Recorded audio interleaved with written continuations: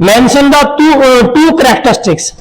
Mention the two characteristics of the material used for transformer core. बेटा आप जो transformer core के लिए,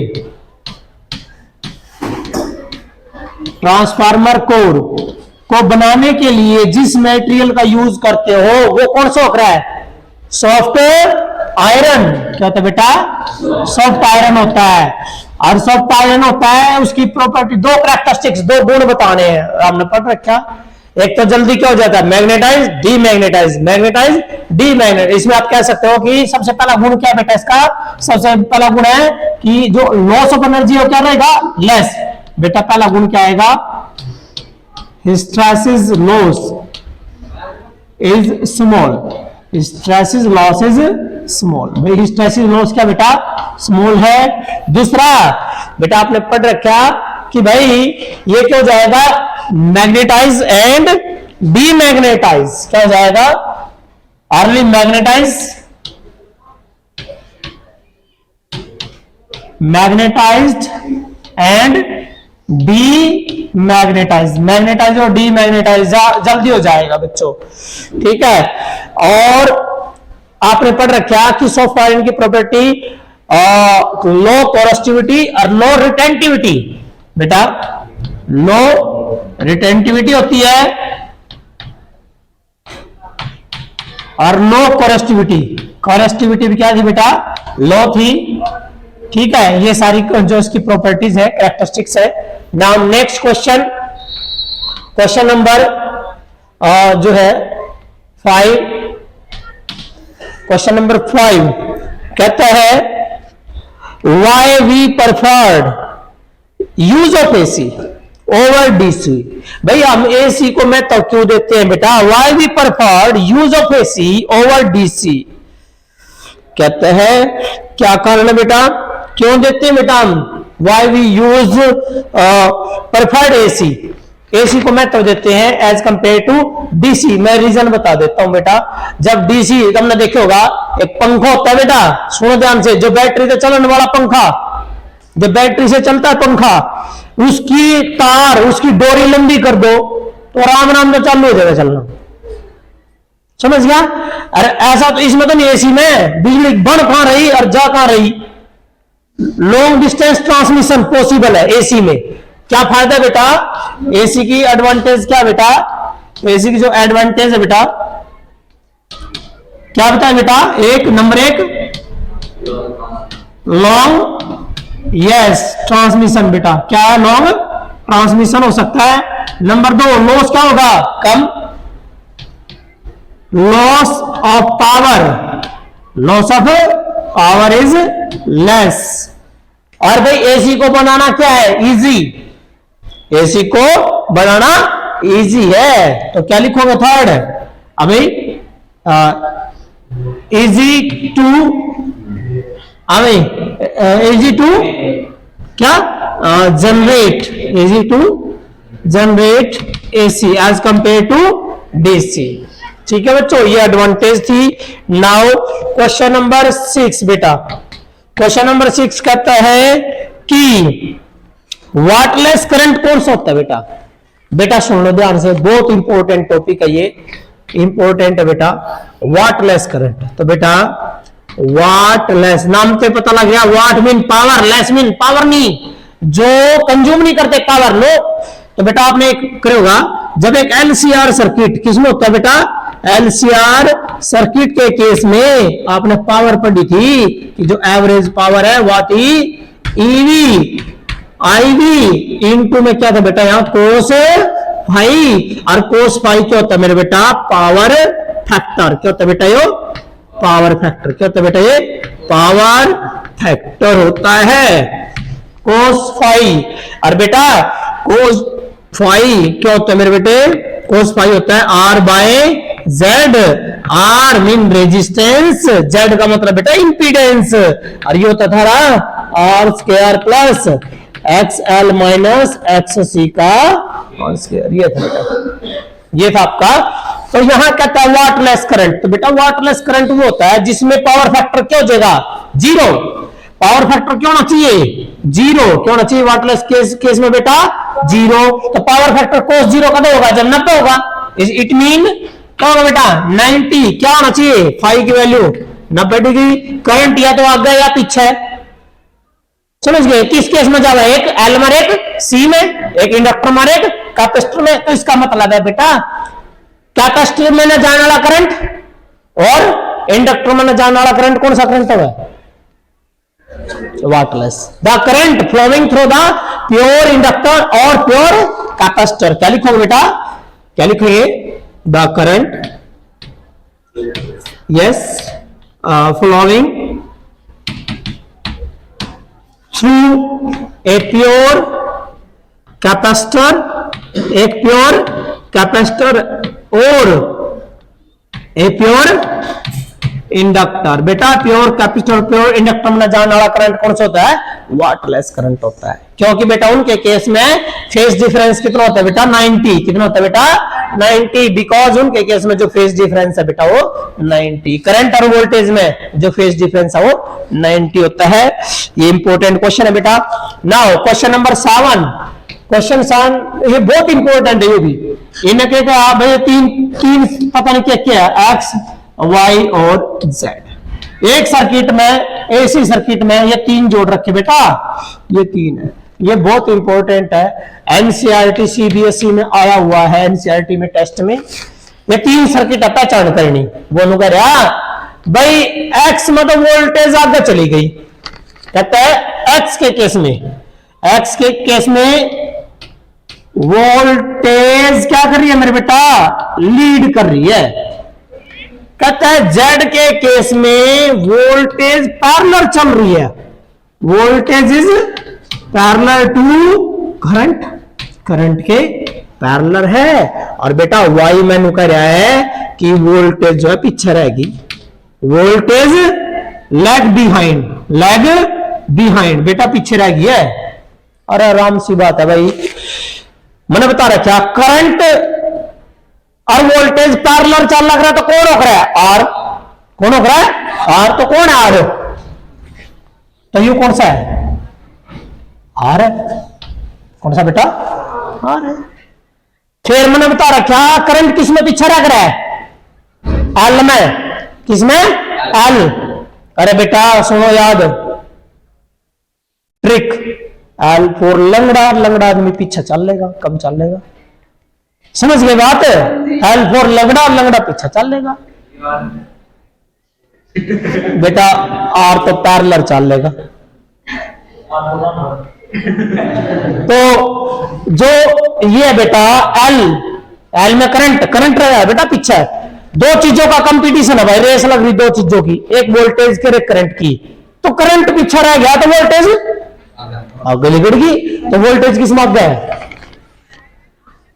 एक्स में। तो यू कौन है, एल, इंडक्टर कहते हैं बेटा इंडक्टर। और बेटा करंट किस में आगे आ गया, कैपेसिटर में। करंट आगे चला गया तो वोल्टेज पीछे। तो चलो भाई वोल्टेज पीछे कौन सा बेटा, ये रियल बिहाइंड, तो इसका मतलब वोल्टेज पीछे रहेगी। तो ये कौन सा बेटा, ये आपका सी है। क्या बेटा, ये सी, ये कैपेसिटर है। तो ये बहुत इंपॉर्टेंट टॉपिक एक, ठीक है बच्चों। अब इसी में क्वेश्चन आया हुआ है, सेम इसी में क्वेश्चन आया हुआ है सीबीएसई में, बिल्कुल सेम क्वेश्चन आया हुआ है। कहता है कि भाई वोल्टेज जो है एक्स में 45 डिग्री आगे निकल गई, वोल्टेज बेटा एक्स में। वो कह रहा कि भाई वोल्टेज जो है, voltage in x lead by 45 degree.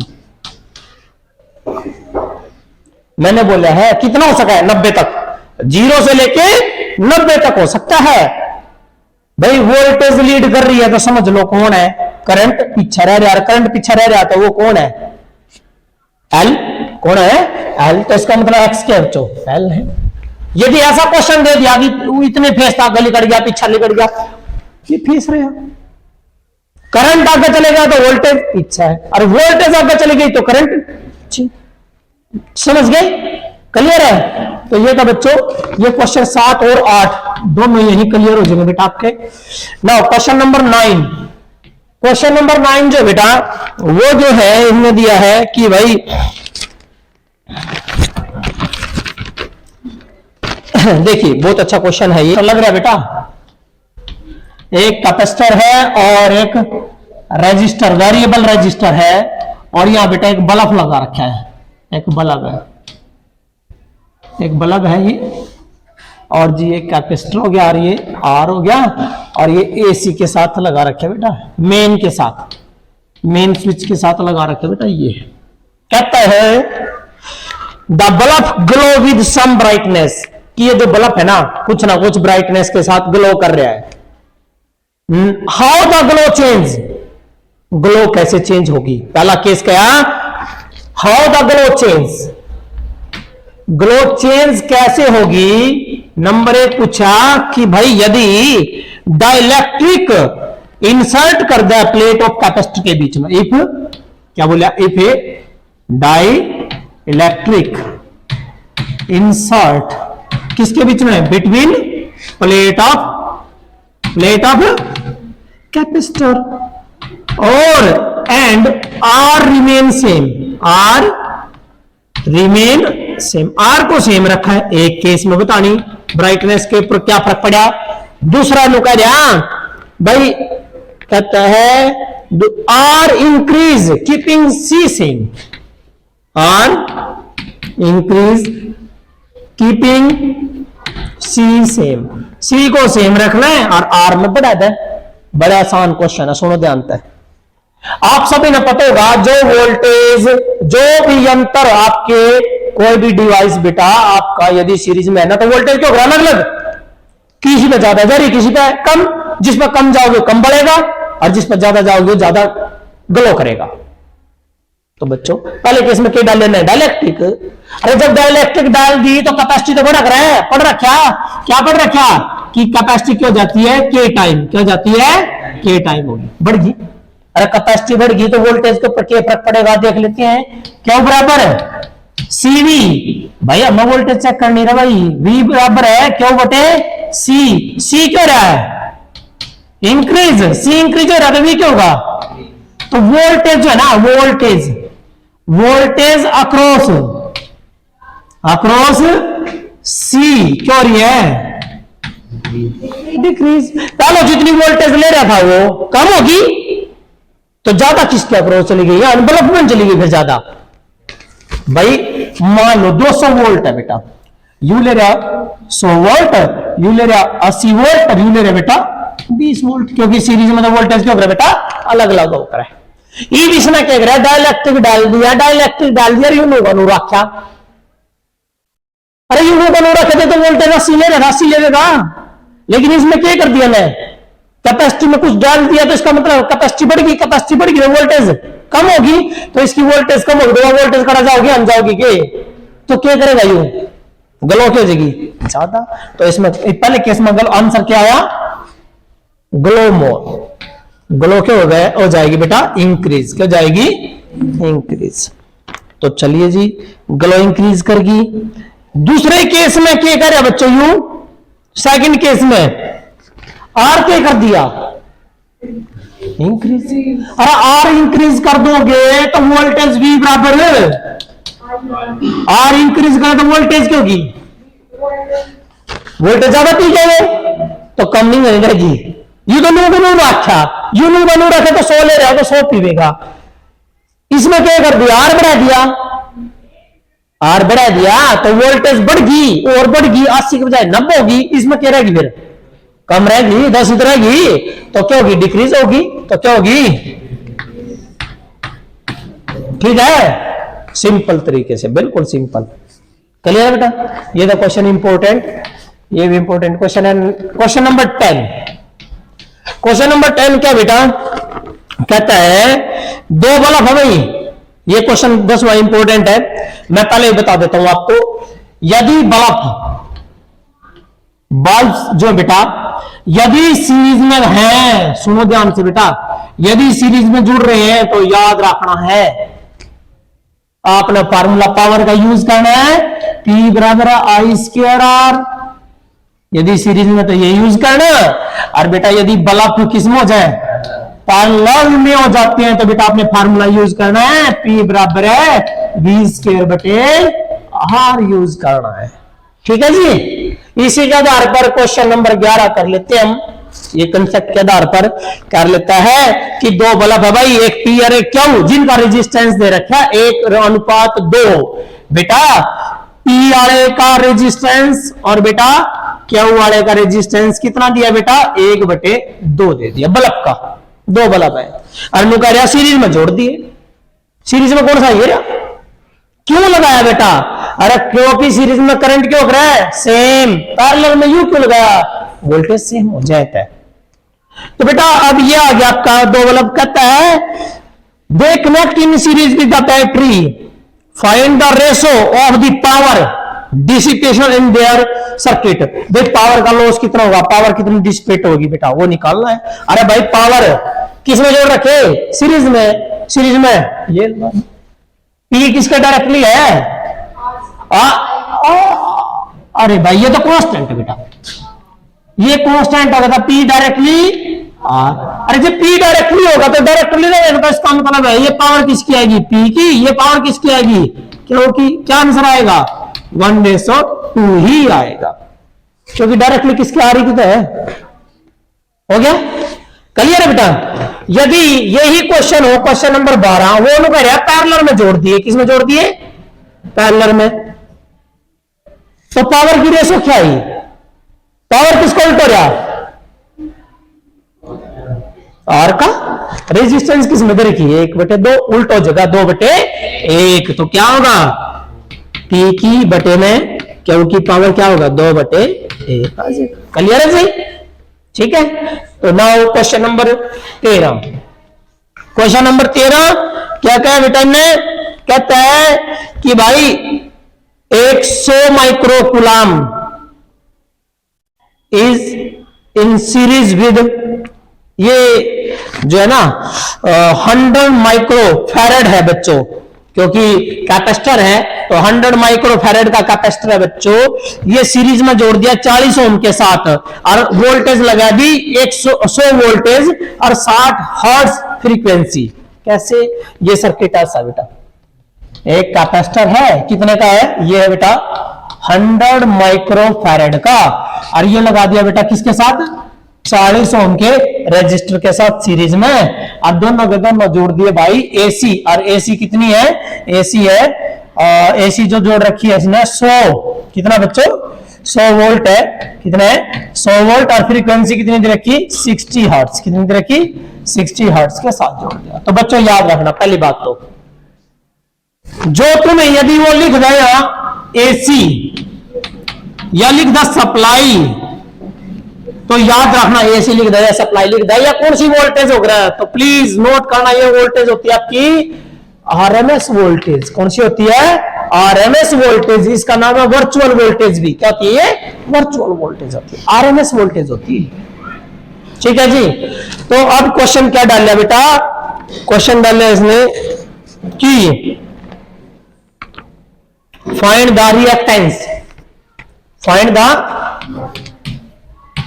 Reactance. अरे भाई रिएक्टेंस, तो रिएक्टेंस तो किसका लिख देगा, कैपेसिटर का लिख रखा है, क्या हो गया एक्स सी, क्या निकालना एक्स सी, और एक्स सी क्या हो गया बताना 1/ωc, 1/ωc, ओमेगा क्या हो गया 2π न्यू, ओमेगा 2π न्यू इंटू सी, तो बेटा यहां 2 पाई की वैल्यू 22/7 गुणा न्यू कितना दे रखा 60 हर्ट्ज, और कैपेसिटी कितनी दे रखी 100 इंटू 10 की पावर -6। तो बेटा जब आप इसका आंसर निकालोगे तो यू विल गेट, आपके पास जो है फ्रीक्वेंसी आ जाएगी बेटा, जो ये आ जाएगा रिएक्टेंस आ जाएगा 26.5 ओम, दैट शुड बी 26.5 ओम, क्योंकि रेजिस्टेंस है, resistance offered by the capacitor is called reactance, the resistance offered by capacitor is called reactance। ये आगे बेटा सेकंड केस में पूछा ना बेटा impedance, क्या पूछा इम्पीडेंस। अरे बच्चों याद रखना जेड, जब एक सर्किट में दो हो तीन वाला बता रखा मैंने, जेड बराबर क्या था रहा है, root R square plus X L minus X C का स्क्वायर। के नहीं है इसमें, सी तो नहीं, अच्छा सी एल तो नहीं, एल नहीं है, कट गया, माइनस का स्क्वायर करो क्या जगह प्लस, तो क्या होगा रे, root R square plus X C का स्क्वायर।